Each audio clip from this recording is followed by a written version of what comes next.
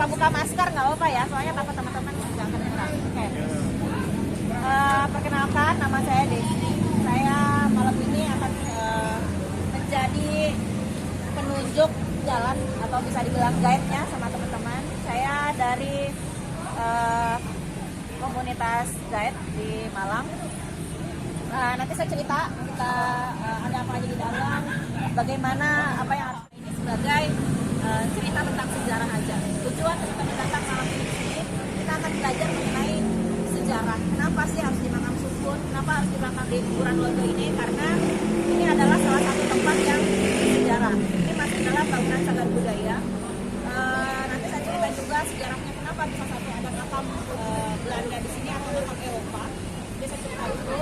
Terus juga tujuannya teman-teman malam ini sekali lagi mohon diingat kita cerita tentang sejarah. Kenapa malam hari? Karena biar teman-teman konsentrasi, tidak ada suara-suara lainnya. Karena ini juga makam ini juga masih digunakan sebagai makam umum. Jadi juga kalau siang mungkin akan mengganggu ketika ada yang ziarah gitu ya. Nah, kalau misalkan teman-teman punya tujuan lainnya, silakan di-keep di dalam hati aja, tidak perlu diungkapkan. Kalau misalkan nanti melihat sesuatu atau mendengar sesuatu, anggaplah itu bonusnya aja. Anggap bonusnya ya teman-teman.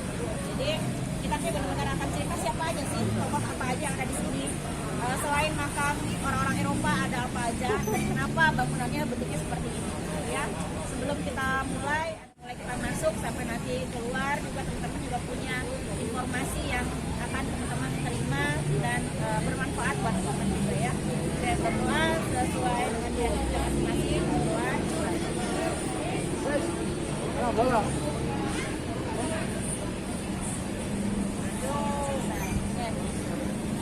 Langsung saja ya. Ini kita lihat bangunannya seperti ini. Jadi ceritanya Malang ini adalah kota yang istimewa. Dulu di zaman Belanda, di masa kependudukan Belanda, kota Malang dibentuk sejak tahun 1914.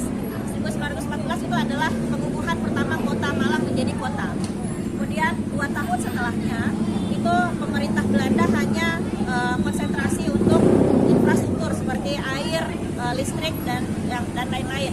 Kemudian baru mulai di tahun 2 tahun setelahnya baru mulai Bauplan. Bauplan itu artinya perencanaan konstruksi, perencanaan pembangunan. Bau itu adalah gedung, plan itu planning, jadi pembangunan, rencana pembangunan dipindahkan ke sini. Karena waktu itu sudah mulai dari Bauplan 8 itu khusus untuk perumahan orang-orang Belanda, karena dianggap nanti akan mengganggu, jadi dipindahkanlah ke arah Sukun sini. Kenapa pertimbangannya Sukun? Karena waktu itu di sini tuh luas, tidak ada perumahan lainnya, jadi bagus untuk pemakaman. Nah, dipindahkan ke sini itu dimulai tahun 1920. Semua yang ada makam yang lama itu diangkat dengan tulang-tulangnya semua dipindahkan ke sini, dan baru makam ini dipakai tahun 1921. Pertama kali orang Eropa yang meninggal dan dimakamkan di sini tahun 1921.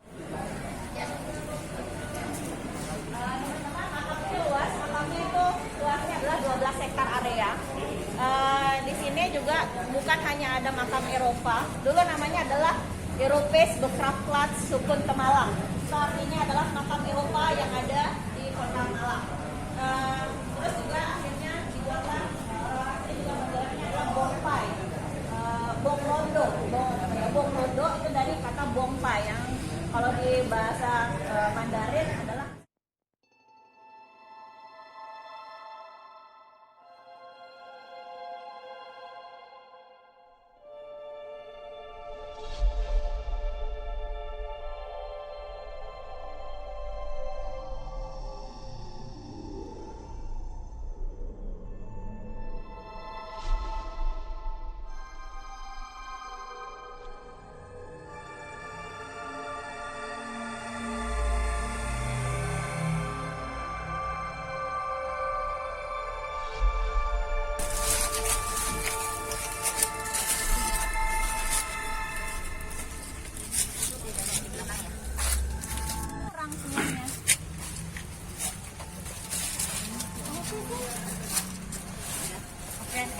teman-teman, kita sekarang ada di depan makamnya José Renaldel de La Valette.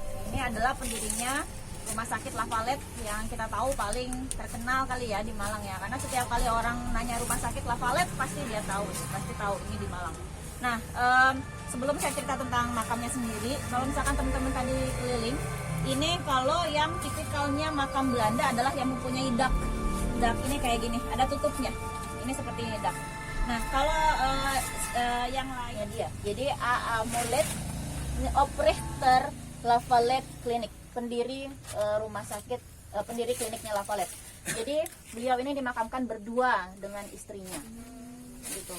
Jadi beliau awalnya meninggal duluan, kemudian waktu istrinya meninggal dia minta dimakamkan dalam satu liang. Iya. Nah, di sini teman-teman juga lihat kalau misalkan ada begini nih, ada apa namanya ini, karena dulu ini dipakai sebagai selambu. Jadi banyak di sini itu makam-makam yang pakai selambu kayak gini, karena dulu yang dimakamkan di sini adalah orang-orang yang memang mempunyai kedudukan, terus juga orang-orang penting. Jadi mereka pengen istimewa sebetulnya waktu itu. Nah, kalau kita jarang tahu yang mana makamnya, ini juga jarang didatangi. Mungkin ada baiknya kita mengucapkan terima kasih sama beliau pakai bahasa Belanda karena beliau adalah orang Belanda. Bahasa Belanda untuk terima kasih adalah bedankt, menir. Jadi nanti saya bilang 1, 2, 3, kita bilang bedankt menir La Valette. Oke, 1, 2, 3. Bedankt menir La Valette. Oke. Kita lanjut ke makam lainnya.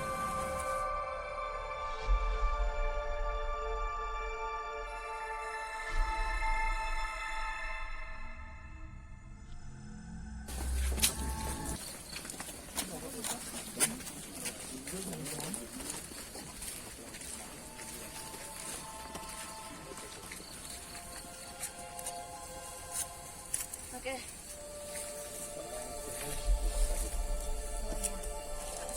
Ya. Maju.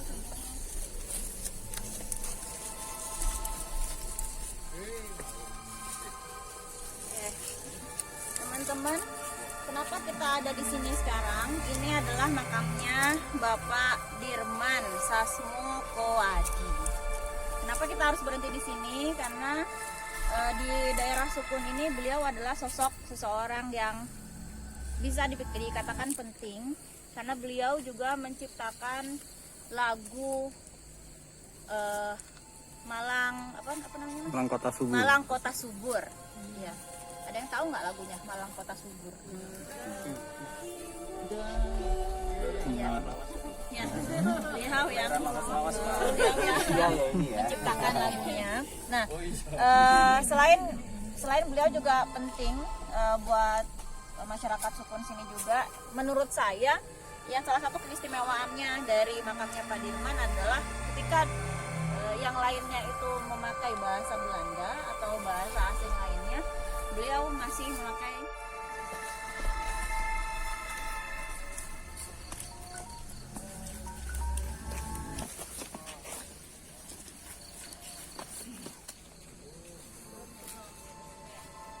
urban legendnya di sini.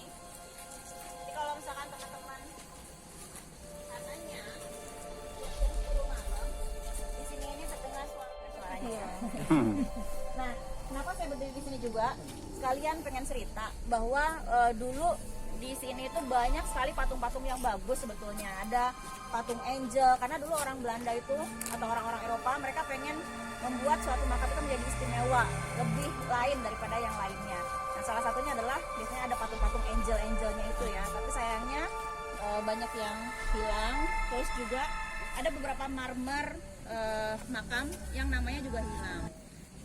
Paling banyak ketika hilang itu waktu zamannya Batu Akik, karena marmer-marmer di sini itu kebanyakan memang diimpor langsung dari Italia, jadi mahal memang.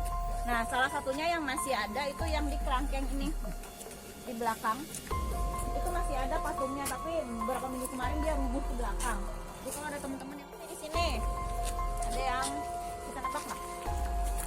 Ada yang merasa paling ganteng nggak di kelompok ini? Kalau ada yang merasa paling ganteng di kelompok ini, nanti bisa kenalan sama namanya Maria. Maria itu suka berdiri di sini. Halo Maria. Maria tuh suka berdiri di sini. Dia noni Belanda. Rambutnya warnanya agak merah. Ini pakai bajunya putih berenda. Nah, kalau nanti ada yang merasa dimimpin oleh Maria, berarti Anda ditaksir sama Maria. Ya. Kalau nanti malam ada yang dimimpin sama Maria, berarti kalian ditaksir sama Maria. Gitu aja. Nah, itu aja. Oke, kita jalan.